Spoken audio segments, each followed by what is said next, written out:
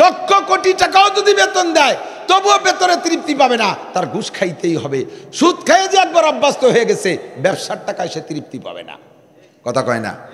ওর সুদ খাইতেই হবে। কি সুখী, কত সুযোগ, সদ্ব্যবহার, সহজের ইনকাম।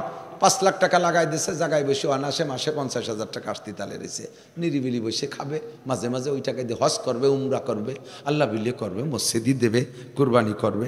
আল্লাহ কয় বদমায়েশ, তুই ওই সুদে টাকা দিয়ে জন্য মক্কা আসিস না, তোর জুতো দিয়ে বাইরে কিন্তু। হ্যাঁ, সুদের পচা কুইয়ে গন্ধ পুরো মক্কা মদিনারে নষ্ট করে ফেলাই দেয়। তোর সুদে টাকা মসজিদে দিবি না।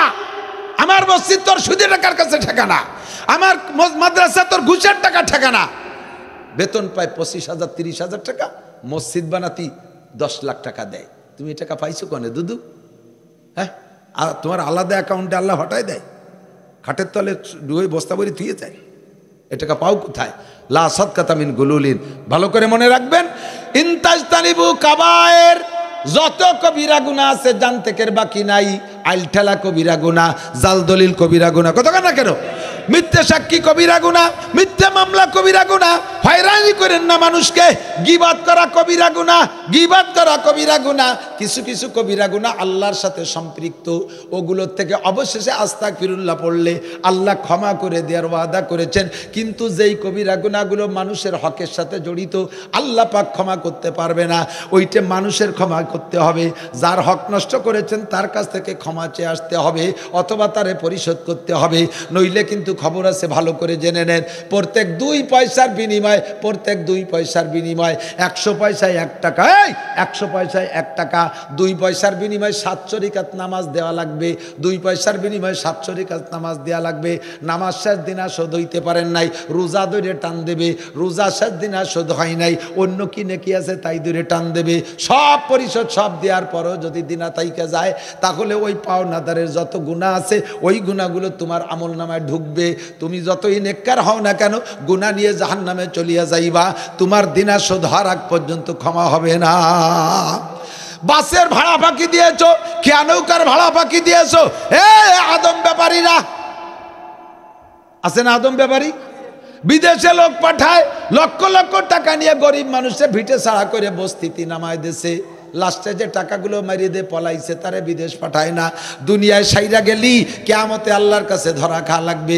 চেয়ারম্যান সাহেব, মেম্বার সাহেবরা জাতির হক মারিয়ে খাইছো, করোনা ভাতা মারিয়ে খাইছো, আরে ভিজিএফ কাট করতে করতে যে টাকা খাইছো, পঙ্গু ভাতা বিধবা ভাতা করে দিতে টাকা খাইছো, বয়স্ক ভাতা করে দিতে টাকা খাইছো, এই টাকাগুলো হারাম টাকা খাইছো।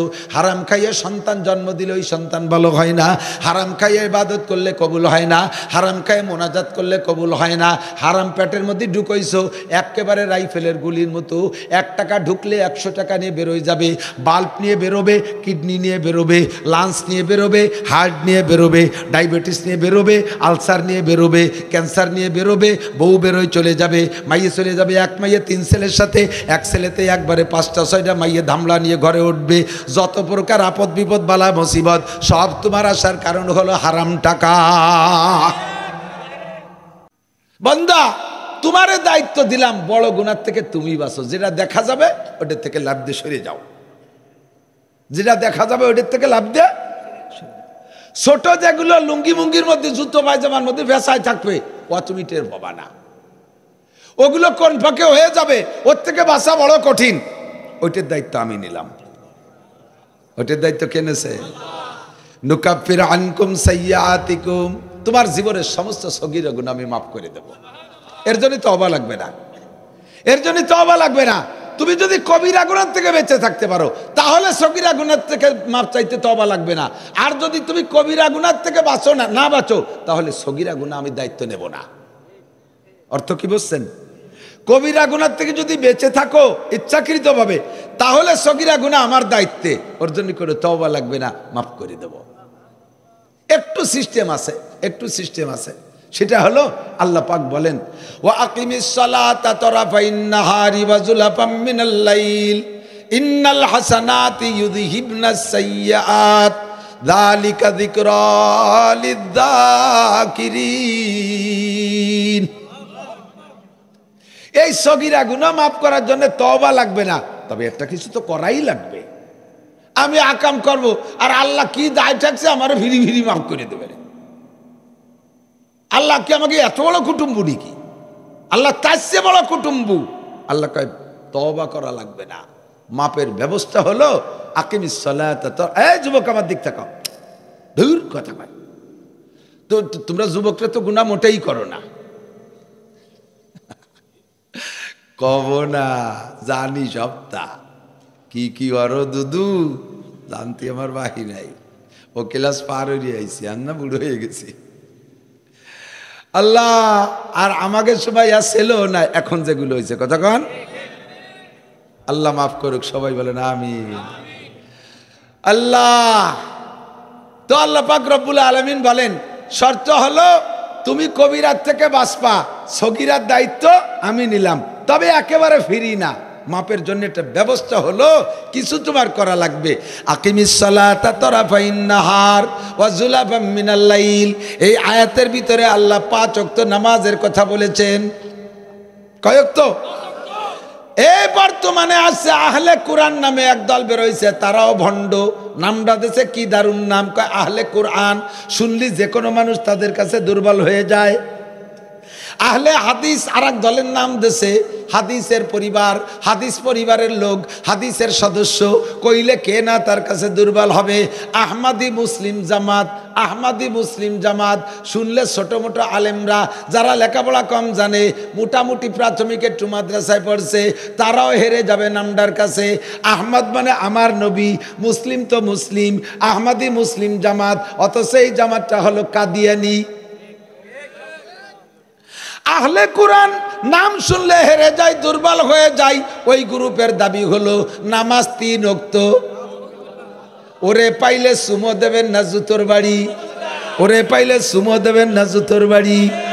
সাড়ে হারামজাদা, আমার বাংলাদেশে আলেমের অভাব নাই। তোর মতো ফাক্কুর কাছে, তোর মতো ফটকার কাছে আমি নামাজ শিখবো না। আমার বাংলাদেশে আহমদ শফি, আমার বাংলাদেশে শাইখুল হাদিস আল্লামা আজিজুল হক, আমার বাংলাদেশে আব্দুল মালিক, আমার বাংলাদেশে মৌলানা মুফতি দেলওয়ার, আমার বাংলাদেশে মুফতি মিজানুর রহমান সাইদ, আমার বাংলাদেশে ফজলুল করিম, ফয়জুল করিম, রিজাউল করিম। কথা বলেন ঠিক ঠিক না? তোর মতো আইসো পাইসো আড়াইনে বাড়াইনের কাছে আমি নামাজের রক্ত চিনতে যাব না। আল্লাহ আকিমিস সালাতা তারাফাইন নাহারি ওয়া যুলাফাম মিনাল লাইল ইন্নাল হাসানাতি ইউযহিবনাস সাইয়্যাত। আমার নবী বলেন খামসু সালাওয়াতিন ইফতারাজাহুন্নাল্লাহ। আল্লাহ তাআলা 5 ওয়াক্ত নামাজ ফরজ করেছেন। কয়? হুজুর বলেন আম্মা মানে, আরে 5 ওয়াক্ত খালি মুখস্থ কই নেই। আম্মা মানে জিবরাইল ইয়ামাইন, জিবরাইল 2 দিন আইছে আমার এই 5 ওয়াক্ত নামাজের ইমামতি করে নামাজ শিখাই দিয়ে গেছে। নবী পাক আরশে আজিমে যে আল্লাহর বাড়ি যাইয়ে নামাজ নিয়ে আসছে, আনছে কিন্তু নামাজের নিয়ম জানে না। আল্লাহ কইছে 5 ওয়াক্ত পড়িও, জানেন না কিসে? মেরাজে গেছে, সর্বপ্রথম নামাজ দিয়েছে খামসিনা সালাওয়াত, 50 ওয়াক্ত। হুজুর তো খুশিতে বাগ বাগ, সব নবীর চাইতে আমার নবীর, আমার উম্মতের নামাজ বেশি দিয়েছে। খুশিতে চলে আইছে। আস্তে আস্তে 5ম আসমানে আইসে হযরত মুসা আলাইহিস সালামের সাথে দেখা। মুসা আলাইহিস সালাম তো একটু গণকথা কওয়া মানুষ। উনি পাইয়েই ইয়া মুহাম্মদ, কথা কথা কষ্ট হচ্ছে, ইয়া মুহাম্মদ বিমা জিতা মির রাব্বিক। মুসা আলাইহিস সালাম জিজ্ঞেস করছে, আমাকে কেউ রে আল্লাহর বাড়ি যাচ্ছি যেই নেই, তোমারে আল্লাহর বাড়ি নেছে, তোমাকে আল্লাহর বাড়ি নেছে, তুমি ওই জায়গা যাই আল্লাহর বাড়িতে কি নিয়ে আসছো? বিমা জিতা মির রাব্বিক। খামসিনা সালাওয়াত, 50 ওয়াক্ত নামাজ। কয় ওয়াক্ত? মুসা আলাইহিস সালাম কে লা তুতিকু উম্মতুক ফারজি সুম্মাস্তাকিল। ফিরে যাও, তোমার ওই দুর্বল আঠুসুলা বুড়ো উম্মত ও পড়বে না, পারবে না।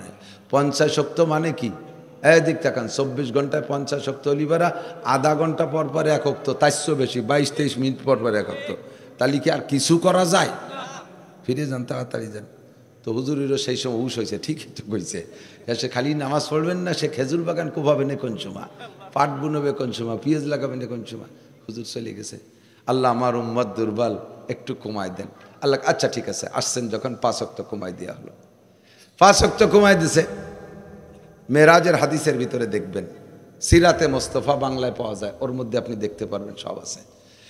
এরপরে ফিরে আইছে, আসার পরে মুসা আলাইহিস সালামের পাশ দিয়ে হুজুর চলে আসতে, দাঁড়ান দাঁড়ান দাঁড়ান, চলে যাচ্ছেন কেন? কয় ওয়াক্ত কমাইছে? কয় যে 5 ওয়াক্ত।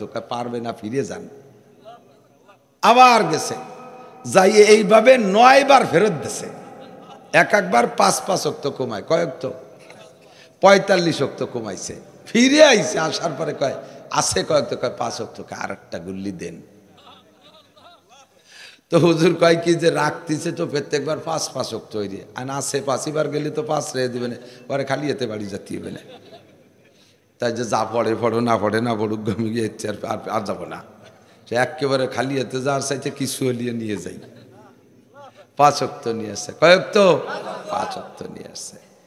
এবার আল্লাহ পাক রব্বুল আলামিন নবী যখন 5-এর পর খুশি হয়ে চলে আসছে, আল্লাহ পাক বলেন লা তাবদীল লি কালিমাতিল্লাহ, আমি যাহা বলি তাহা পরিবর্তন করি না। আমি যাহা বলি তা পরিবর্তন করি। কাজে আমি 50 বলেছি, 50ই তোমার নাম উম্মতের জন্য বরাদ্দ। 5 পড়বে আর মানজাবিল হাসানা ফালাহু আশরু আমসালিহা। তোমার উম্মতের পার্সোনালিটি হিসেবে একটা ব্যবস্থা রেখেছি। তোমার উম্মত যে কোনো নেক কাজ করবে, একটা করলে তার 10 গুণ নেকি দেওয়া হবে। 5 ওয়াক্ত পড়বে, 5-10কে 50 ওয়াক্তের সওয়াব দেওয়া হবে। নামাজ কয় ওয়াক্ত? আর ওরা কয় 3 ওয়াক্ত। 3 ওয়াক্ত। একটু কন্যা নাউজুবিল্লাহ। তো দোস্ত, এই এত আহাল আর এত পার্টি ঝামেলা বাঁধাইতেছে, আমাদের নামাজ 5 ওয়াক্ত, ঠিক কি ঠিক না? তা আহলে কোরআন বলেন, আহলে হাদিস বলেন, আর আহলে কি বলে কাদিয়ানি বলেন, যাই বলেন, সব বাংলাদেশে তোমাদের কাছ থেকে আমরা মাসালা শুনতে চাই না। আমার দেশে বহুত বড় উলামায়ে কেরাম আছে, ঠিক কি ঠিক না? খামসু সালাওয়াত, 5 ওয়াক্ত নামাজ আমি বহুবার দেখাইছি, এখানে দেখাইছি কিনি মনে নাই। হাতটারে আঙ্গুল এমন করে ফাঁকা করলে আঙ্গুলের ফাঁকার সেটিং যেমন হয়, 5 ওয়াক্ত নামাজের ফাঁকার সেটিং এরকম। জি, এইটা ফজরের নামাজ, এইটা জোহর, আসর, মাগরিব, ঈশা, 5 আঙ্গুলের মাথায় 5 ওয়াক্ত। এইটার থেকে এইটার দূরত্ব যতটুক, এইটার থেকে এইটার দূরত্ব তার চেয়ে একটু কম। এইটা ফজর, এইটা জোহর মাঝারি ফাঁকা, আসর, মাগরিব, ঈশা ছোট ছোট ফাঁকা, ঠিক না? এইটা যদি ফজর হয় আর এইটা যদি ঈশা হয়, আর এভাবে যদি ওয়াক্তের ডিস্টেন্স বানাই, তাহলে ঈশার পরে আবার ফজর, তো এইটা ঈশার পরে সারা রাতে একটা লম্বা ফাঁকার পরে ফজর, সবচেয়ে বড় গ্যাপ। আল্লাহ রসুল বলেন আসসালাওয়াতুল খামস, তোমার সগীরা গুনাহ মাফ করে দেওয়ার জন্য আল্লাহ যে সিস্টেম রেখেছে 3টে ইবাদত। বলেন কয়টা? 1 নম্বরে, আরে বাতাস দিও না, ঘামতে থাকবো, একটুও নাচতেও না, কিন্তু কই তো মাঝে মাঝে আল্লাহ নবী প্রচন্ড শীতের সময় যদি হুজুরের পর ওহি আসতো, হুজুর ঘামিয়ে যাইতেন সারা গা। কাজেই আমরাও কোরআনের বয়ান করার সময় ঘামিয়ে যাবো, এটা ওহির বরকত। এ বাতাস নিয়ে ঠান্ডা করা যাবে না, আমার গলা বসে যায়। আল্লাহ 3টে ইবাদতের মাধ্যমে তোমার ফাঁকের সব সগীরা গুনাহ মাফ করা হবে।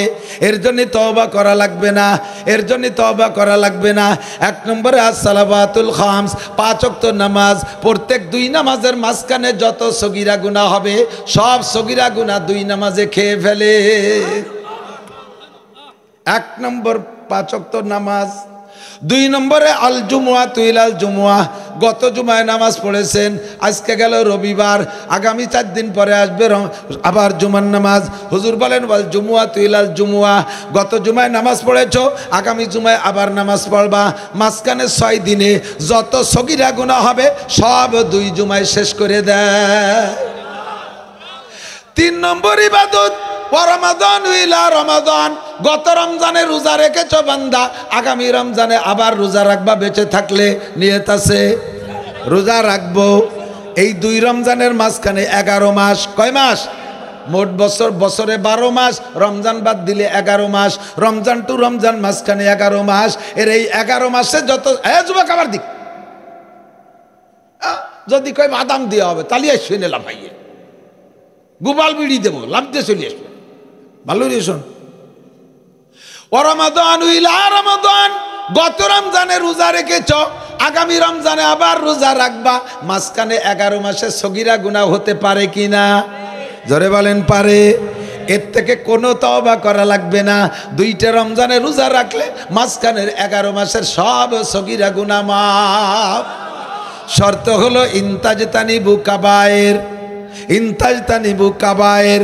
যদি আপনি কবিরা গুনাহ ছাড়েন তাহলে এই ইবাদতের মাধ্যমে সগীরা গুনাহ মাফ হবে। ওদিকে আপনি পাইকারি দরে কবিরা গুনাহ করে যাচ্ছেন, আবার এই 2-3 প্রকারের ইবাদতও করতেছেন। এই 3 প্রকারের ইবাদতে তখন কার্যকারী হবে না, মাঝখানের সগীরা মাফ হবে না। শর্ত হলো কবিরা আপনার ছাড়তে হবে, এরপরে 3 প্রকারের ইবাদত, মাঝখানের গ্যাপের সব সগীরা গুনাহ মাফ। বাঙালিরা বড় চালাক, কয় 2 রমজানের রোজা রাখলে যদি মাঝখানের 11 মাসের সগীরা গুনাহ মাফ হয়, তাই তো ওক্তীয় নামাজও তার পেটের মধ্যে আছে, অত ঘোড়া লাগে না। জুমর নামাজও তো 11 মাসের মধ্যে। আরে 2 রমজানের রোজা রাখলে 11 মাসের সগীরা গুনাহ মাফ, তাই মাঝে জুমর নামাজ আর ওক্তীয় নামাজ তো লাগতেছে না। হুজুর কয় তোমার চাইতে আমরা চালাক কম না, আমি ইবাদতের সিরিয়ালটা রাখছি কি 2 রমজানে কাজ করার জন্য মাঝখানে লাগবে 52টা জুমা,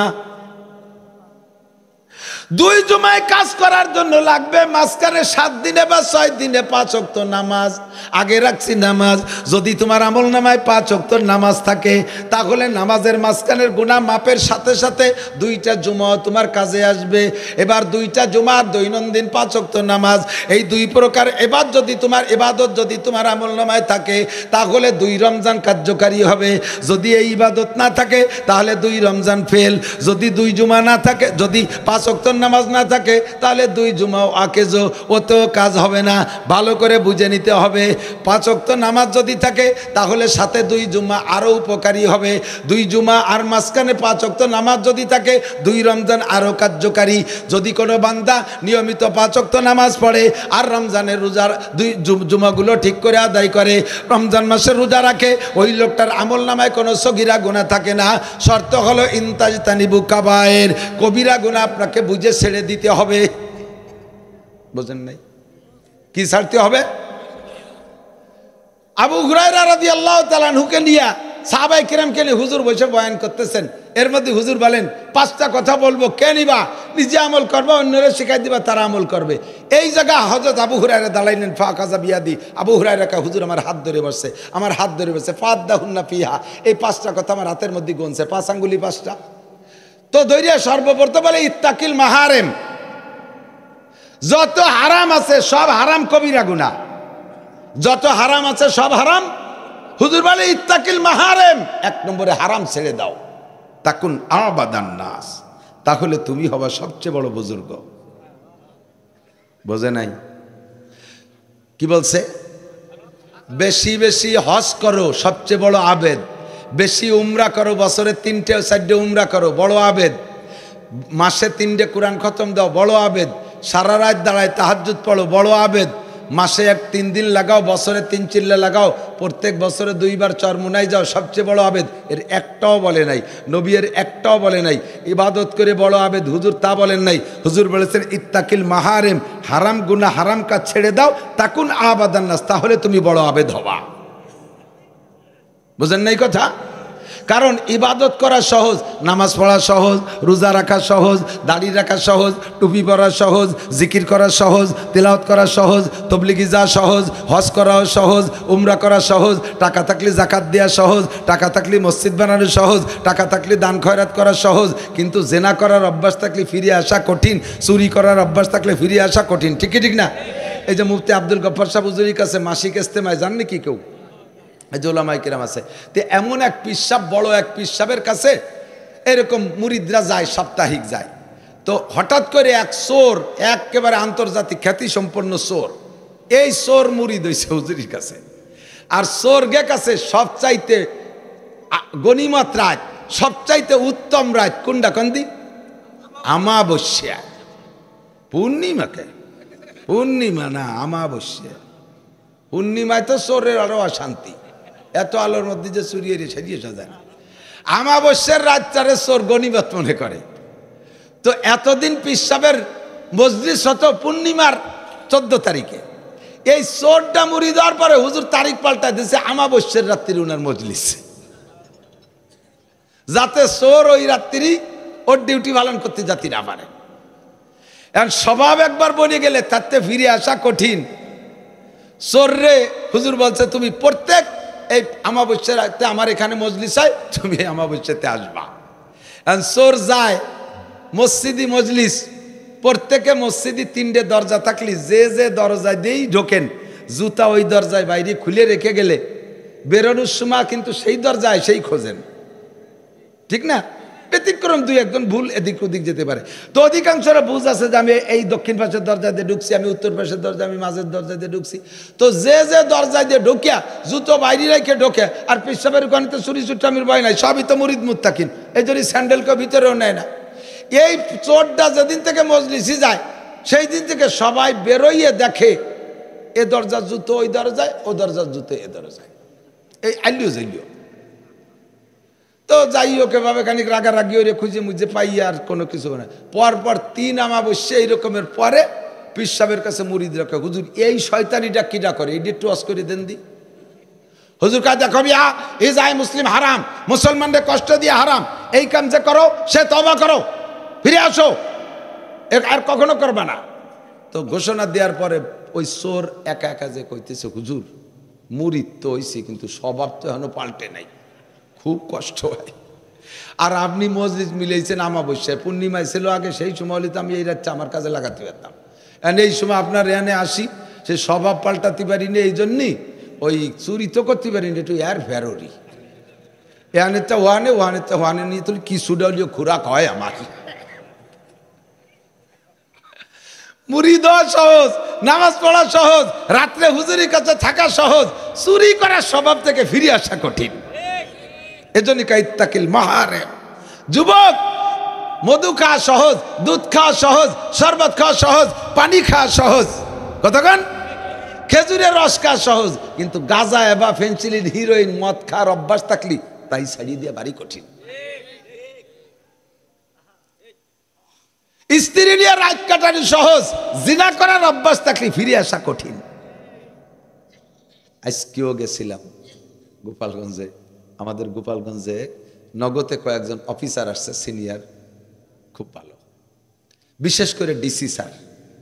উনি বললেন, আমি অমুক দিন ফজরের নামাজ পড়ছি চন্দ্রদিঘিলে মাদ্রাসায়।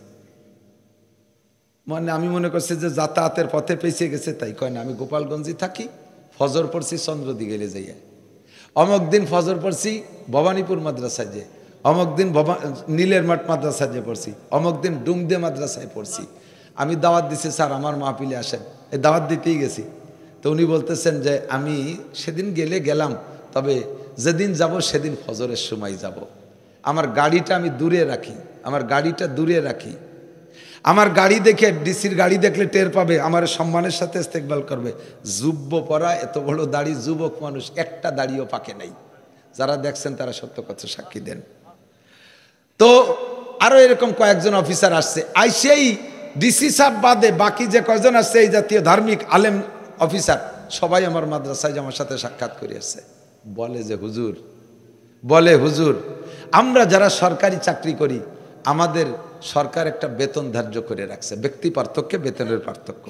তা আমরা এই বেতনটারে হালাল করার জন্যই মনে করি যে এই চেয়ারটায় বসাই আমার বেতন হালালের কারণ, চেয়ারে বসবো, বেতনটা হালাল, বাকি আমার কামাই করতে হবে কাজের বিনিময়ে মানুষের কাছ থেকে।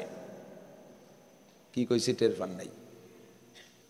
যা কামাই করবো, কেউ খাতায় সই দিয়ে কাগজে সই করাতে আনবে, সইর বিনিময়ে 1 লাখ, এর বিনিময়ে 1 লাখ, ওর বিনিময়ে 50,000, এ জায়গা 10,000, এগুলো হলো আমার কাজের বিনিময়। আর আমার যে বেতনটা পাই ওটা হলো চেয়ারের ফজিলাতে পাই, ওটাতে এমনি আমার ব্যাংকে ঢুকে যায়, এটা আমার পারিশ্রমিক না। আমার পারিশ্রমিক হলে পরিশ্রম করে হাতে হাতে কামাই করে নেব। সমস্ত কর্মচারী এই বুঝে নিয়েছে, তার নামই হলো ঘুষ। বেতন যেটা, এটা আমি কাজ না করিও এই চেয়ারে যদি বসে থাকি অনায়াসে ঢুকে যায়। কাজে আমার বেতনটা আমার পরিশ্রমের বিনিময় না, এটা আমার চেয়ারের বিনিময়।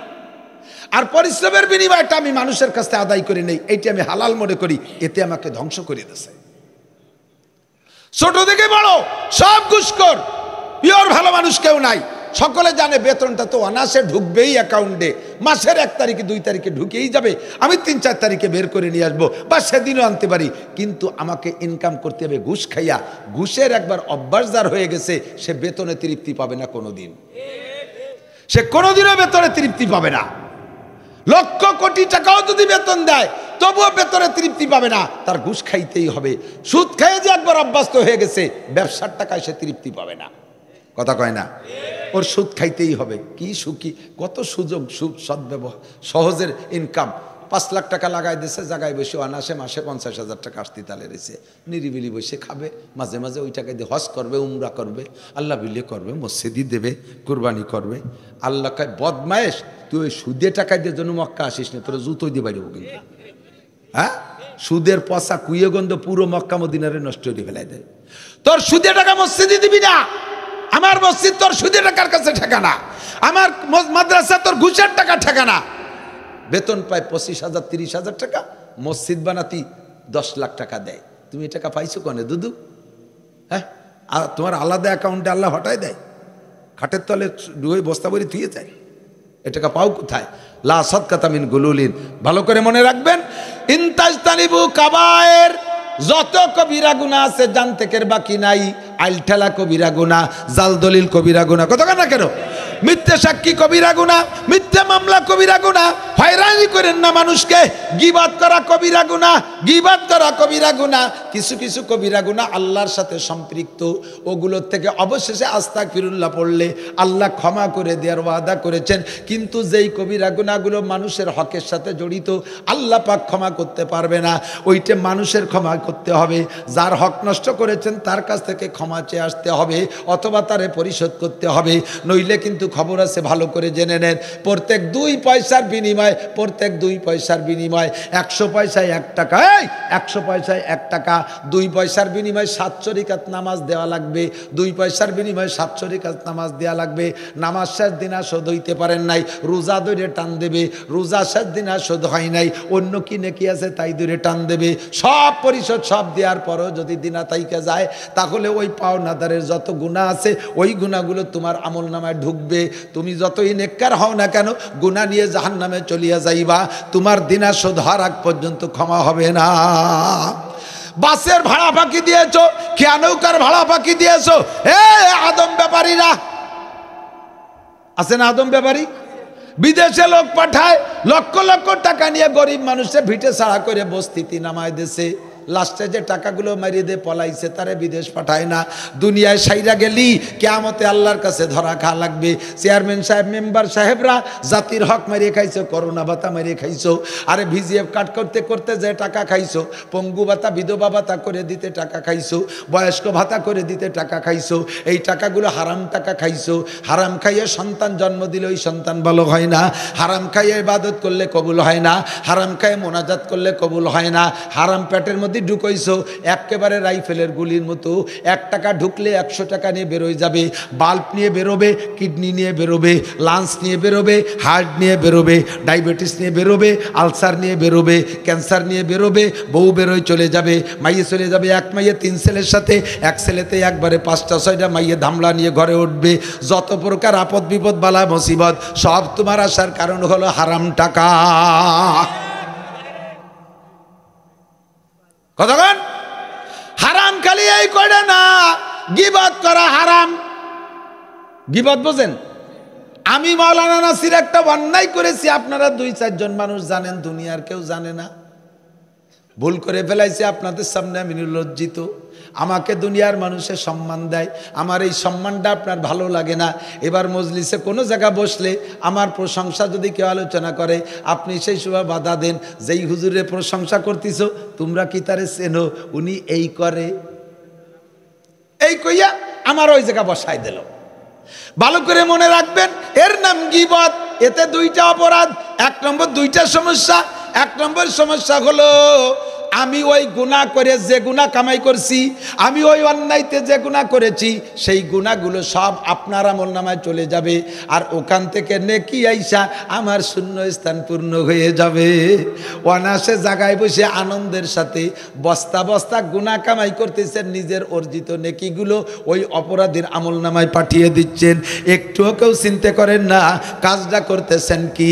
আল্লাহু আকবার। আর একটা কথা, এই যুবক আমার দিক, আর একটা একটা কথা শুনে নেন, বসে বসে হাসি আনন্দের ভিতরে গল্প করতে করতে গীবত করেই যাচ্ছেন। আর গীবতের একটা স্বভাব হলো, গীবত মানে ঘি ভাত, আলু ভর্তার সাথে ঘি নিলি যেমন মজা লাগে, খালি খাইতে মনে চায়, গীবতও এরকম মজা লাগে, বলতেও ভালো লাগে, শুনতেও ভালো লাগে। বলনেওয়ালা যদি কদ্দুর যে থামিয়ে যায় আর আগের টুক না কয়, শূন্যওয়ালারা কয় শেষের টুক তো কলি না, খুশাই আইলিয়ে দেয়, কথা কয় না কে, শেষের টুক তো কইলি না। ভালো করে মনে রাখবেন, আমি যে অন্যায়টা করেছি, এই অন্যায়টা সমাজে প্রচার পাইলে আসলে আমি অপমানিত হই, মানুষের কাছে লাঞ্ছিত হই, বঞ্চিত হই, ধিক্কৃত হই, এ কথা সত্য। এই কারণেই আপনি এই কামটা করেছেন। আমি করে ভুল করে ফেলাইছি, গভীর রাত্রে আল্লাহর সাথে যোগাযোগ কইরা আমি ওইটা আল্লাহর সাথে সমাধান করে ফেলাইছি, আমি ক্ষমা চেয়ে নিছি। এবার আমার এই বদনামটা যে কয়জন বলা বলি করবেন মানুষের কাছে বলা বলি করবেন আমারে খাটো করার জন্য, আল্লাহ কয় ওই কয়জন রে আমি মরার আগে ওই কাম না করায় দুনিয়ার থেকে নেব না, ওই কাম করাইয়া তার চাইতে বেশি অপমান করে তারপরে দুনিয়ার থেকে নেব। আল্লাহ পাক বলে ইয়া আইয়ুহাল্লাযীনা আমানু ইজতানিবু কাসীরাম মিনায-যন ইন্না বা'দায-যন্নি ইসমু ওয়ালা তাজাসসু ওয়ালা ইয়াগতাব বা'দুকুম বা'দা। মানুষের কর্মের উপরে কুধারণা করো না, কুধারণা করো না, মানুষের কর্মের পর কুধারণা করো না। আর কের পেছনে যে গোয়েন্দাগিরি করো না, ও কি করে একটু খুঁজে দেখি, ও কোথায় যায় একটু কি মারি দেখি, ও কি করে একটু দেখি, গোয়েন্দাগিরি করো না। তুমি যদি গোয়েন্দাগিরি করো, তুমি করবা একা, তোমার কাজের পিছনে আল্লাহ লাগাই দেবে হাজার মানুষকে।